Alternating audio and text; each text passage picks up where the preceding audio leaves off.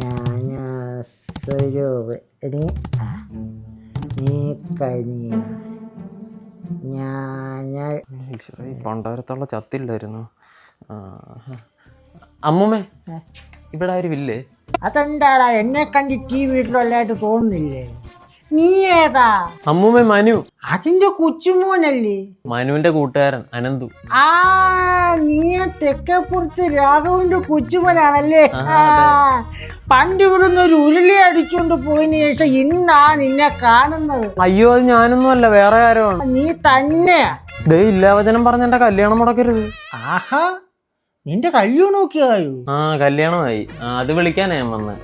അടുത്ത മാസം 17-ാം തീയതി. ഏതാടാ പെണ്ണ്? നിങ്ങളുടെ കൂട്ടക്കാരാണോ? അതെ, മനുഷ്യന്മാരാ. ഓ, സോഷ്യലിസം.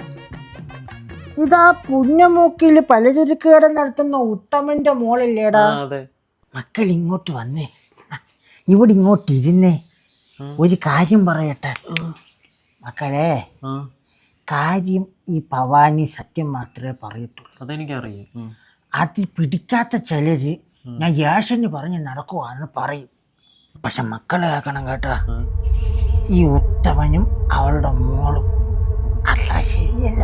അമ്മൂമ്മ അനാവശ്യം പറയല്ലേ, എനിക്ക് അവളെ വിശ്വാസമോ? ഇതാ ഞാൻ പറയുന്നത്. ഞാൻ സത്യം പറഞ്ഞ ആർക്കും വിശ്വാസം വരത്തില്ല. എടാ മക്കളെ, അവള് ബാംഗ്ലൂരല്ലേ പഠിച്ചത്.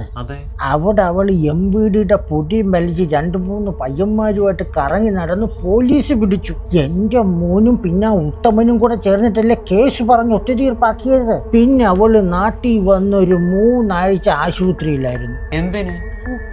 അലസിപ്പിക്കാൻ. പിന്നെ കുറച്ച് നാൾ ഭ്രാന്താശുപത്രിയിൽ. മക്കളുടെ ഭാവിയെ കരുതി മാത്രമാണ് അമ്മൂമ്മ ഇത്രയും പറഞ്ഞത്.